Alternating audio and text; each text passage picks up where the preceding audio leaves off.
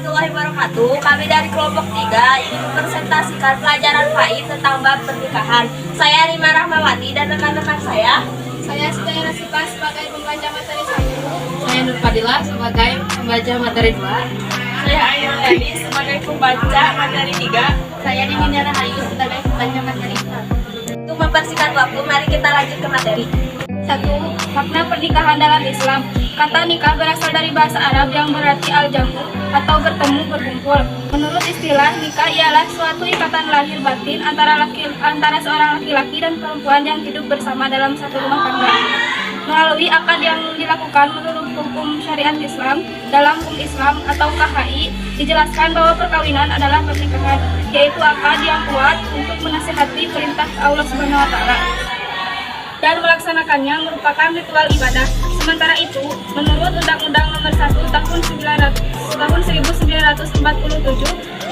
tentang perkawinan pasal 1 dijelaskan bahwa perkawinan ialah ikatan lahir batin antara seorang pria dengan seorang wanita sebagai suami istri dengan tujuan membentuk keluarga yang kekal dan bahagia berdasarkan ketuhanan yang Maha Esa.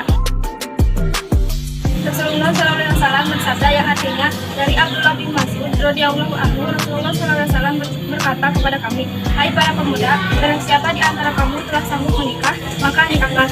Karena itu dapat menundukkan mata dan memelihara faraj atau kelamin. Dan barang siapa yang tidak sanggup, maka hendaklah berpuasa, karena puasa itu menjadi perisai atau dapat melemahkan syahwat." HR Bukhari Muslim. 2. Hukum nikah. Menurut sebagian besar ulama, hukum asal nikah adalah mubah, dalam artian boleh dikerjakan dan boleh ditinggalkan. Meskipun demikian, ditinjau dari segi kondisi orang yang akan melakukan pernikahan, hukum nikah dapat berubah menjadi wajib, sunnah, makruh, dan haram. Adapun penjelasan adalah sebagai berikut. 1. Jaiz atau mubah yang artinya dibolehkan, dan inilah yang menjadi dasar hukum nikah. Kedua, wajib, yaitu orang yang telah mampu atau sanggup menikah. Bila tidak menikah, khawatir ia akan terjerumus ke dalam perzinahan. 3. Sunat, yaitu orang yang sudah mampu menikah tetapi masih sanggup mengendalikan dirinya dari godaan yang menjurus kepada perzinahan. Yang keempat, makruh, yaitu orang yang akan melakukan pernikahan dan telah memiliki keinginan atau hasrat tetapi ia belum mempunyai bekal untuk memberikan nafkah tanggung jawabnya. Kelima, haram, yaitu orang yang akan melakukan pernikahan tetapi ia mempunyai niat yang buruk seperti niat menyakiti perempuan atau niat buruk lainnya. Untuk memindah rasa cinta dan kasih sayang. 3. Untuk memenuhi hubungan seksual yang sah dan diridhoi Allah. 4. Untuk melaksanakan perintah Allah. 5. Untuk mengikuti sunnah Rasulullah SAW. 6. Untuk memperoleh hubungan yang sah. Nikah dan syarat-syaratnya. Rukun calon suami syaratnya beragama Islam, atas kehendak sendiri, bukan muhrim, tidak sedang imam haji. Rukun calon istri syaratnya beragama Islam, tidak terpaksa, bukan muhrim, tidak bersuami, tidak sedang dalam masa iddah, tidak sedang ihram haji atau umroh. Rukun adanya wali, syaratnya mu'alaf atau Islam, dewasa, sehat akal, laki-laki merdeka, adil, tidak sedang ihram haji atau umroh. Rukun adanya 2 orang saksi, syaratnya Islam, dewasa, sehat akalnya, tidak fasik, hadir dalam akad nikah. Saya akan melanjutkan materi pertama. 5. Mahram. Mahram adalah wanita haram dinikahi. Penyebab wanita yang haram dinikahi ada 4 macam, yaitu ibu kandung, 2 anak perempuan kandung, 3 saudara perempuan sekandung, 4 saudara perempuan dari bapak, 5 saudara perempuan dari ibu, 6 anak perempuan dari saudara laki-laki, 7 anak perempuan dari saudara perempuan. Wanita haram dinikahi karena hubungan sesusu. 1. Ibu yang menyusui. 2. Saudara perempuan sesusu. C. Wanita yang haram dinikahi karena perkawinan. 1. Ibu dari istri. 2. Anak tiri. 3. Ibu tiri. 4. Menantu. 5. Wanita. 5. Wanita yang haram dinikahi karena mempunyai pertalian dari istri. Misalnya, haram melakukan poligami terhadap 2 orang bersaudara perempuan dengan bibinya, seorang perempuan dengan keponakannya. Lihat Quran Surat An-Nisa ayat 4-23. 6. Wali nikah. Wali nikah dalam satu pernikahan dibagi menjadi 2, yaitu wali nikah nasab dan wali nikah hakim. 7. Kewajiban dan hak suami istri. Suami istri harus melakukan kewajiban hidup berumah tangga dengan sebaik-baiknya, dengan landasan niat ikhlas karena Allah Subhanahu wa taala semata. Allah Subhanahu wa taala berfirman, yang artinya kaum laki-laki itu adalah pemimpin bagi kaum wanita, karena Allah telah melebihkan sebagian mereka atas sebagian yang lain, dan karena laki-laki telah menafkahkan sebagai dari harta mereka. Quran Surat An-Nisa ayat 4-34. Kewajiban suami yang terpenting adalah memberi nafkah, menggauli istri secara makruh, memimpin keluarga, membantu istri dalam tugas sehari-hari. Kewajiban istri yang terpenting adalah patuh dan taat pada suami. 2. Memelihara dan menjaga kehormatan, mengatur rumah tangga dengan baik. Allah Subhanahu wa taala berfirman, yang artinya, hai orang-orang yang beriman, peliharalah dirimu dan keluargamu dari api neraka. Quran Surat At-Tahrim ayat 66-5. Bersikap hemat. Hak suami atas istri adalah ditaati dalam seluruh perkataan kecuali maksiat. Diminta izin oleh istri yang hendak keluar rumah. Istri tidak boleh puasa sunat kecuali dengan izin suami. Mendapat pelayanan dari istri, kebaikan yang diberikannya. Hak istri atas suami adalah mendapat mahar dan dari suami, mendapat perlakuan yang patut dari suami, mendapat nafkah, mendapat perlakuan adil, dan mendapat bimbingan dari suami. Baik, saya akan melanjutkan materi 2. 8. Hikmah pernikahan. 1. Pernikahan merupakan jalan keluar yang paling baik untuk memenuhi kebutuhan seksual. 2. Pernikahan merupakan jalan terbaik untuk memulihkan anak, memperbanyak keturunan, melestarikan hidup manusia, serta memelihara nasab. 3. Pernikahan menumbuhkan naluri kebapaan dan keibuan yang menumbuhkan pula perasaan cinta dan kasih sayang. 4. Pernikahan menimbulkan sikap rajin dan sungguh-sungguh dalam bekerja karena adanya rasa tanggung jawab terhadap keluarganya. 5. Pernikahan akan mempercepat tali keluarga yang dilandasi rasa saling menyayangi sebagai modal kehidupan masyarakat yang aman dan sejahtera. 9. A. Pengertian dan hukum talak. Menurut bahasa, talak berarti melepaskan ikatan. Menurut istilah, talak ialah lepasnya ikatan pernikahan dengan lafal talak. Asal hukum talak adalah hukum karena talak merupakan perbuatan halal, tetapi sangat dibenci oleh Allah Subhanahu wa taala.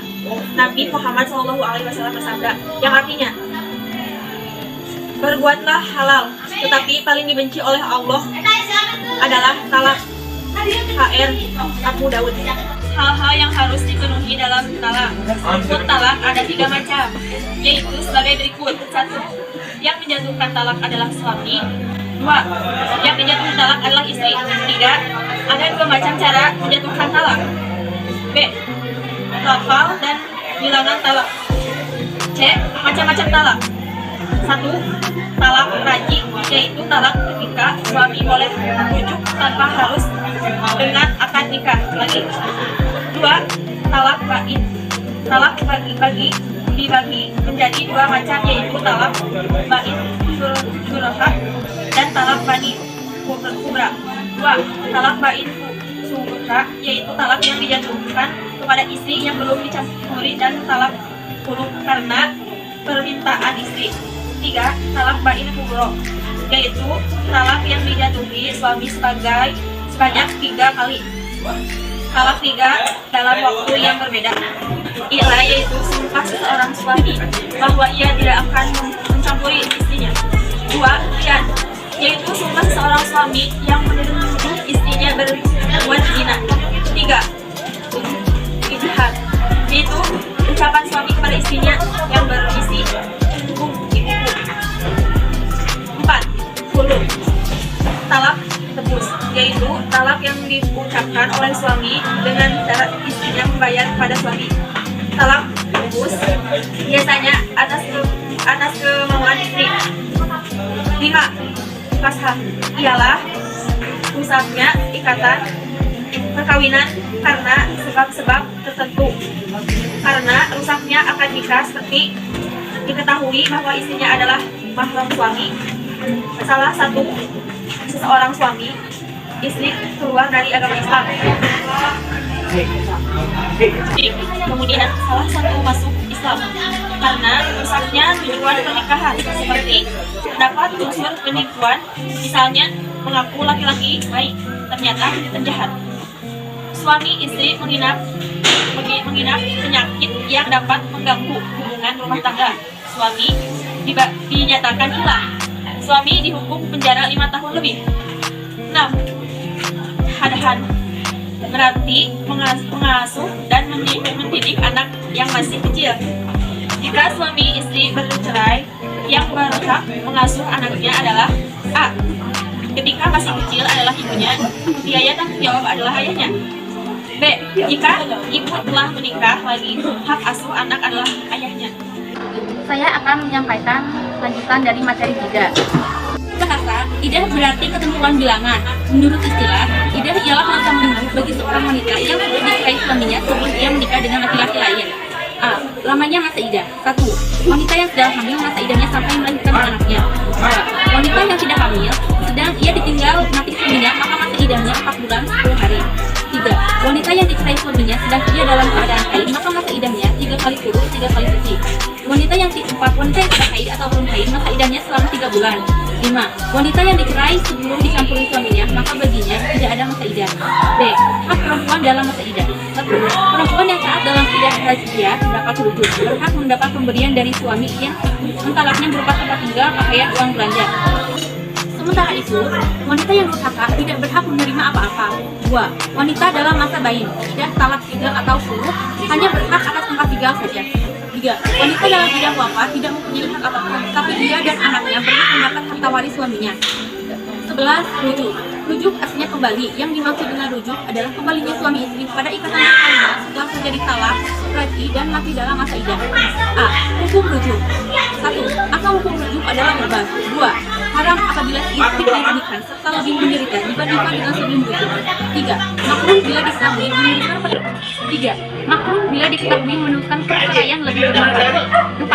Sunat bila diketahui rujuk tidak bermanfaat dibandingkan menurutkan perceraian. 5. Wajib khusus bagi laki-laki jika ditakutkan tidak dapat menahan hawa nafsu, sedangkan dia masih memiliki hak rujuk dalam masa idah istri. B.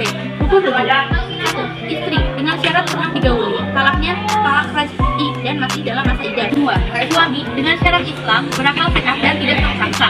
3. Lafal rujuk. 4. Takdir yaitu 2 orang laki-laki yang adil. 12. Perkawinan menurut Undang-Undang Nomor 1 Tahun 1974. Garis besar isi Undang-Undang Nomor 1 Tahun 1974 Junto Undang-Undang Nomor 16 Tahun 2019 tentang perkawinan terdiri dari 14 bab dan 67 pasal. A. Dalam pasal 2 ayat 2 dinyatakan bahwa tiap-tiap perkawinan dicatat menurut peraturan perundang-undangan yang berlaku. Ketentuan tentang pelaksanaan pencatatan perkawinan ini tercantum pada PP Nomor 9 Tahun 1975 bab 2 pasal 2 sampai 11. B. Sahnya perkawinan. Dalam pasal 2 ayat 1 ditegaskan bahwa perkawinan adalah sah apabila dilakukan menurut hukum masing-masing agamanya dan kepercayaan itu. C. Tujuan perkawinan. Dalam bab 1 pasal 1 dijelaskan bahwa tujuan perkawinan adalah untuk membentuk keluarga rumah tangga yang bahagia dan kekal berdasarkan ketuhanan yang Maha Esa. D. Syarat. Dalam bab 8 pasal 29 ayat 1 dijelaskan bahwa perceraian hanya dapat dilakukan di depan sidang pengadilan setelah pengadilan yang bersangkutan berusaha dan tidak berhasil mendamaikan kedua belah pihak. Batas usia minimal perkawinan perempuan disamakan dengan usia minimal laki-laki yaitu 19 tahun. Batas dalam berpoligami. Dalam pasal 3 ayat 1 dijelaskan bahwa pada dasarnya dalam suatu perkawinan seorang pria hanya boleh mempunyai seorang istri, seorang wanita hanya boleh mempunyai seorang suami. 2. Dalam pasal 4 dan 5 ditegaskan bahwa dalam hal seorang suami akan beristri lebih dari seorang, ia berwajib mengajukan permohonan kepada pengadilan di daerah tempat tinggalnya. 3. Pengadilan hanya memberi izin berpoligami apabila A. Istri tidak dapat menjalankan kewajibannya sebagai istri. B. Istri mendapat cacat badan atau penyakit yang tidak bisa disembuhkan. C. Istri tidak dapat melahirkan keturunan. D. Adanya persetujuan dari istri. E. Adanya kepastian bahwa suami mampu menjamin keperluan hidup istri